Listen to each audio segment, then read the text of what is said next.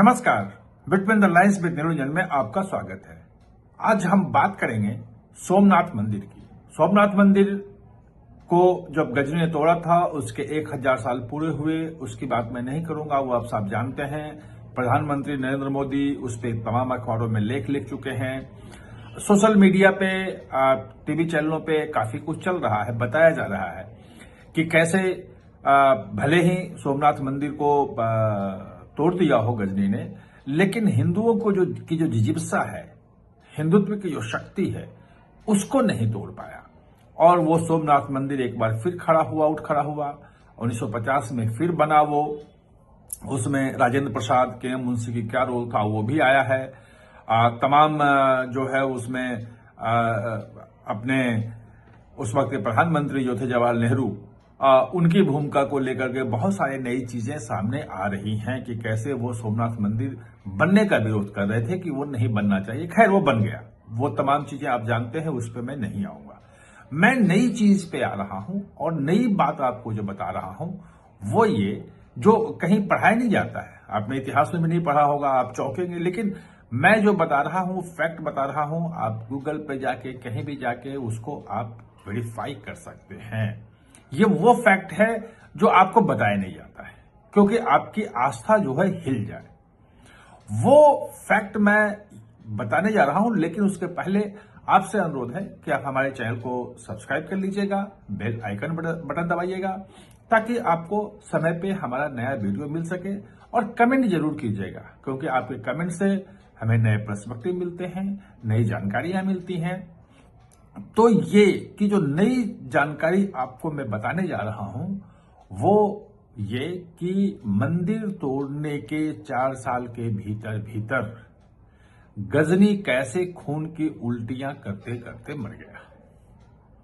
जब मैं आप ये बात बताता हूं, अपने पत्रकार मित्रों को बताता हूं, तो वो कहते हैं यार नई नई बातें कहां से लेके आते हो, कैसे ढूंढते हो। मैं इनको चैलेंज करता हूं कि भाई इसको आप क्रॉस चेक कर लो। भाई 1030 में गजनी मरा या नहीं मरा, और अगर वो 1030 में मरा तो कैसे मरा, ये सर्च कर लो। भाई इतिहास में तो लिखित है ना। 1030 ऐसा कोई तो है नहीं कि 10,000 और 20,000 साल पहले की बात है कि जिसके बारे में कुछ पता ही नहीं है, अलग अलग उसमें व्यू आ रहे हैं। ये तो लिखित है, और उसके दरबार में उसके यहाँ राजा था तो उसके यहाँ बहुत सारे लेखक भी थे, और वो होमोसेक्सुअल था, ये भी लिखित में है। भले उसके दरबारी जो इतिहासकार उन्होंने लिखा था, लेकिन उसके मरने के 50 साल बाद ये तमाम चीजें लिखी गई थी। तो पहले 11वीं शताब्दी में, 12वीं शताब्दी में तो किसी ने दबाव दे करके उसके खिलाफ झूठा प्रचार तो नहीं करवाया। जो था वो लिखा था। और उसका जो वो गुलाम था, गुलाम मलिक, वो गुलाम मलिक से क्या रिश्ते थे ये भी सबको मालूम है। तो दरअसल ये था कि जब 1026 में वो गजनी से चल के आया, सोमनाथ मंदिर तोड़ने के लिए आया था, और मंदिर को तोड़ा। चालुक्य राजा जो थे वो हार गए। हजारों लोग कहते हैं, 20,000 को 30,000 कहते हैं, हजारों लोगों की उसने हत्या की, जो मंदिर को बचाने के लिए अपनी जान दे दी है। नहीं बचा पाए, मंदिर तोड़ दिया। जो विग्रह भगवान शिव का था उसको भी तोड़ दिया, वो भी ले गया। लेकिन उससे जो गुस्सा पूरे देश में आया, और जो उसका प्रतिशोध लेने की कोशिश की, भले ताकत ना हो, लेकिन एक राजा परमदेव का जिक्र आता है कि जिन्होंने उसको ये इधर के रास्ते से, राजस्थान के रास्ते से, गजनी मतलब अफगानिस्तान तरफ लौटने से रोक दिया। वो उस पर चढ़ गए। अंत में वो कच्छ ऑफ रन और उस सिंध की तरफ से लौटा। और जब लौट रहा था तो उसके बाद जो कुछ राजा थे,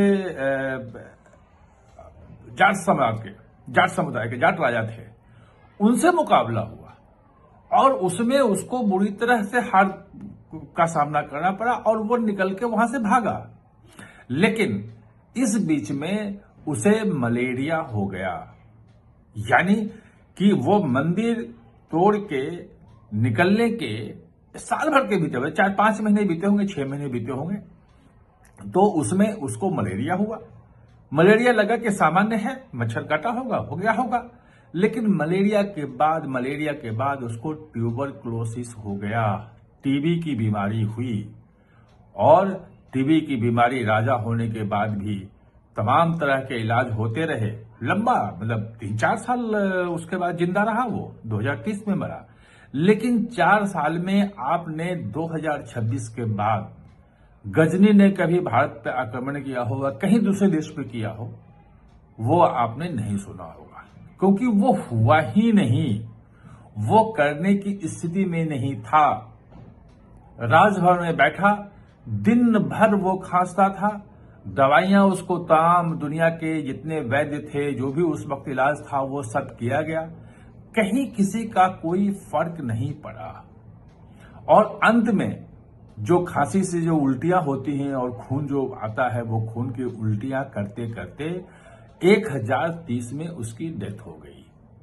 अगर आप इतिहास में पढ़ेंगे तो ये आएगा कि 1026 में उसने सोमनाथ को तोड़ दिया और 1030 में उसकी मृत्यु हुई। लेकिन उसकी मृत्यु क्यों हुई, ये आपको नहीं पढ़ाया जाएगा, और शायद आपने पढ़ा भी नहीं होगा। आप कहीं भी सर्च कर सकते हैं, इतिहास में कहीं भी जा सकते हैं, आप देख सकते हैं किस बीमारी से उसकी मृत्यु हुई और उस बीमारी में क्या क्या हुआ था उस वक्त उसके जो दरबारी इतिहासकारों ने जो लिखा है, उसमें भी आप जाके देख सकते हैं कि कैसे वो खून की उल्टियां करता था। तो ये कुछ लोग कह सकते हैं कि वो तो बीमारी थी, लेकिन बीमारी क्यों हुई, सोमनाथ भगवान ने क्या किया, ये सब कुछ करने की बातें नहीं है, ये विश्वास की बातें हैं। और जिसको लगेगा वो लगेगा, जिस रूप में देखे, लेकिन जो फैक्ट है आपको जानना चाहिए। और दूसरी बात कि अगर आप उसको होमोसेक्सुअल गजनी करके आप टाइप करेंगे कहीं भी, तो आपको बहुत सारी तस्वीरें मिलेगी जो उसकी बनाई हुई है। उसका गुलाम था वो गुलाम मलिक, और वो उसके साथ जो था वो थे उसके संबंध, और वो संबंध जो है जगजाहिर थे, वो तमाम चीजें थी। उसको बड़े शौक से बाद में सूफियों ने गुलामों का गुलाम कहा। वो जो इश्क मिजाजी और इश्क पता नहीं क्या क्या तमाम चीजें सूफियों में जो कही जाती हैं कि आप भगवान को आप महबूबा के रूप में देखते हो, और प्रेम जो होता है वो महबूबा और प्रेमी का किस रंग से होता है, वो तमाम चीजें बाद में सूफियों ने उसमें कई रंग दिए, कई चीजें उसमें आई। लेकिन वो सब बात की बातें हैं, जो है हकीकत वो है, और वो रिटन हकीकत है जो सामान्य तौर पे नहीं पढ़ाया जाता है। इसको किस रूप में लेना है, किस रूप में नहीं लेना है, ये आप पे निर्भर करता है। लेकिन फैक्ट जो है वो आपको जानना चाहिए, इसलिए मैं उसे लेके आया हूं। आप हमारे साथ जुड़े, इसके लिए बहुत बहुत धन्यवाद।